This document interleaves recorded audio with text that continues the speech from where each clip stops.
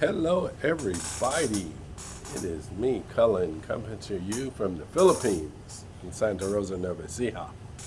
And today is the 9th of August. And I've had a few questions from a few of my friends on Facebook and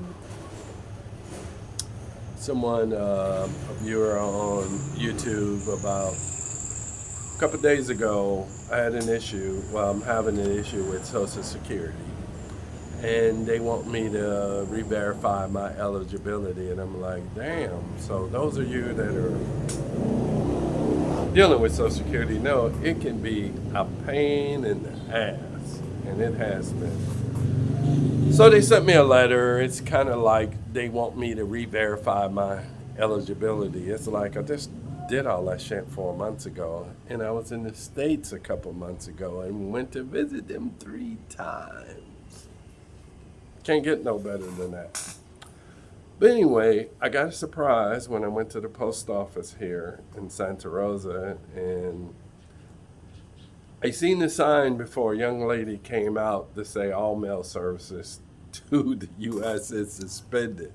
I was like, what the fuck? And she came out saying, oh, sir, I'm sorry. Are you mailing to the States? I'm like, yeah. And she pointed up. I said, yeah. I immediately know. I said, don't worry. It's all that tariff bullshit. So it kind of shocked me because it's like, what am I going to do now? Because Social Security is such a pain in the ass. If I don't send them these documents, they're going to cut off my pay. And so I made a little small video or short on that. And it's like, this is crazy. And of course, a friend of mine who's also retired told me about the nightmare he had dealing with FBU in Frankfurt, Germany. And today is Tuesday, so you can call the embassy in Manila on Tuesdays and Thursdays.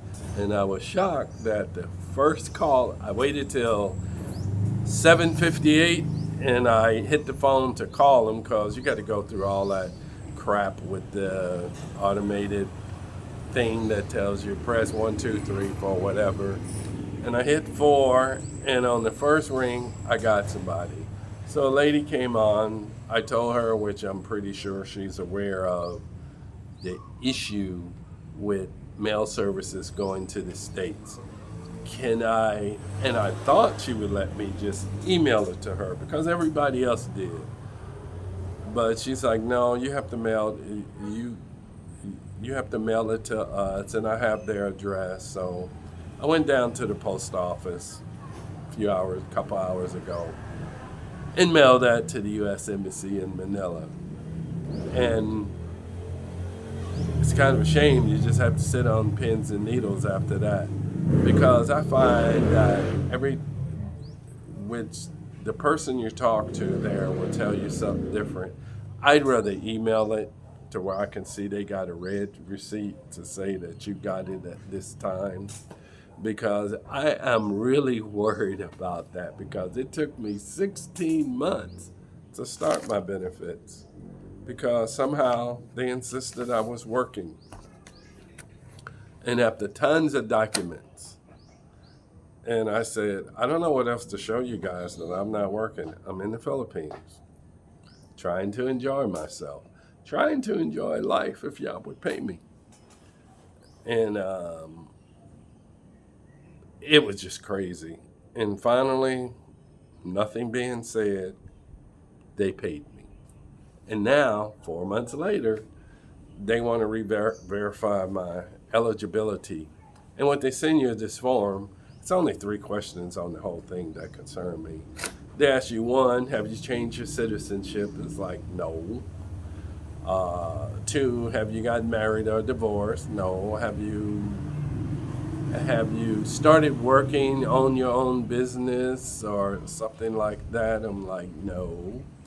And so once you say no to that questions because it concerns children, divorce, jobs, whatever, it doesn't apply to you. So you fill that out, have to send it in again. And I filled that thing out so many times in the last year and a half. Friggin' unreal.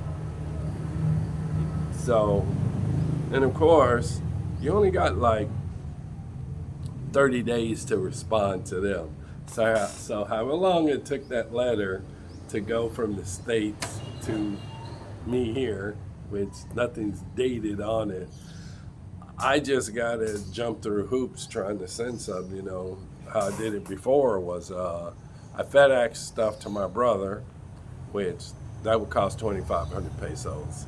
For him to just put it in regular mail and send it to Social Security in Baltimore office. Because our great embassy, love you guys, but they don't do nothing.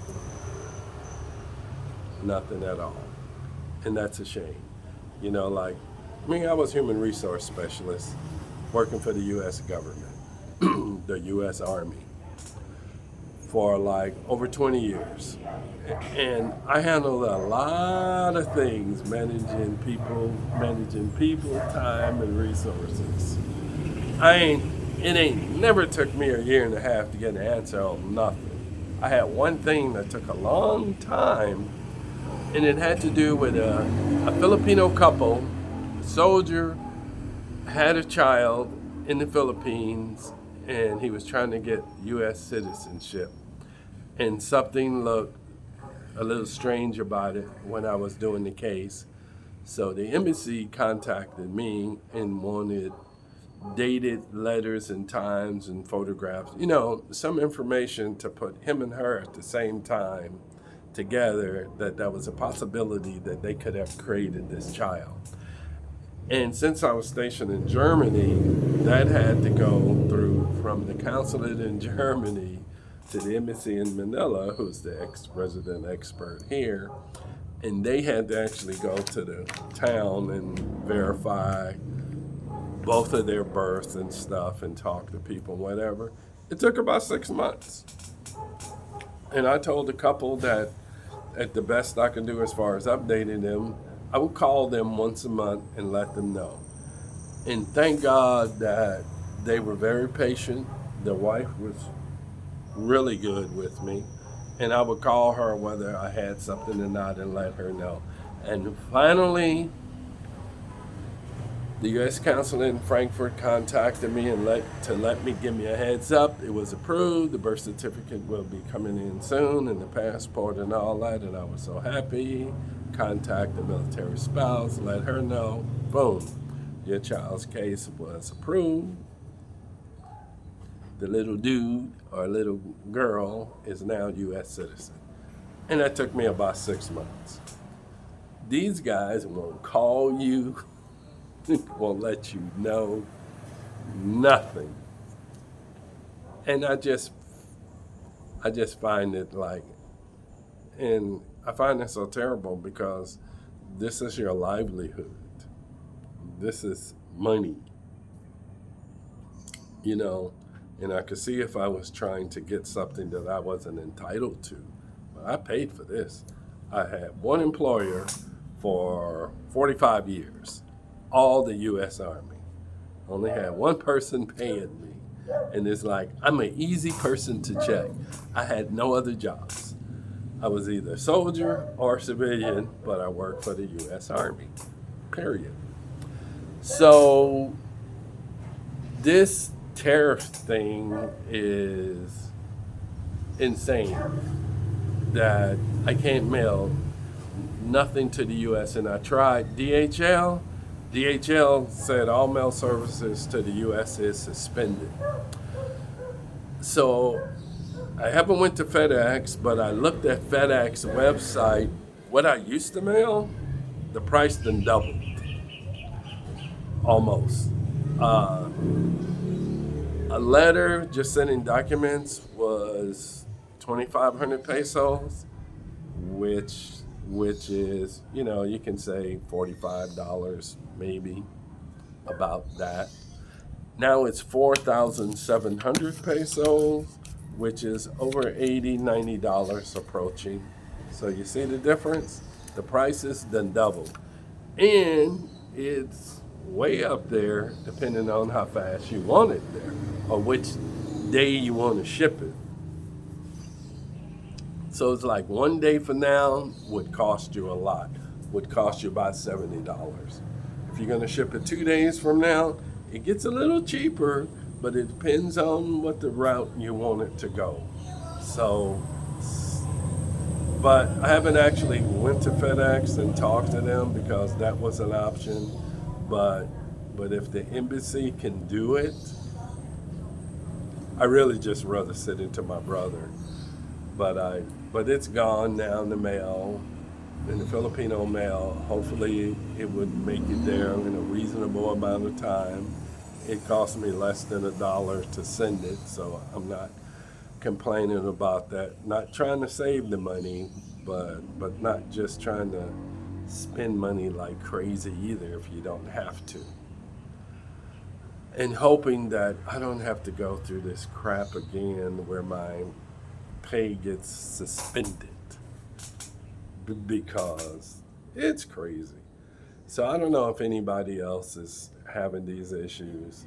And I think the embassy in Manila then picked up more countries, so they're probably pulling their hair out, especially since a lot of them been fired by the current administration. That shit's crazy. It's like I was telling my wife, since I retired, I haven't had one issue with my military retired pay. The only issue was, it wasn't a big issue. A long time ago, when you retired, you could have your check go to the bank or you could receive a paper check. I opted to receive a paper check. But when you do that, you got this certificate of existence every year that you had to fill out and send back in. So of course you could say, if you filled it out, the Army knew you existed, so you kept receiving your pay if you didn't. So I was thinking, like, what if this junk gets lost in the mail and you don't get it? So, your pay would stop. So I went ahead and changed that to direct deposit, as it's called now, instead of receiving that paper check, and I've never had an issue since. With Social Security, they have an issue every month. I don't understand that. Why? Maybe they need to go copy what DFAS is doing, and it would really help them out to show them what you need to do. See? Military ain't bad.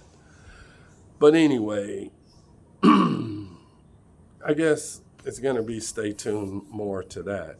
We have to hit that up in a couple months.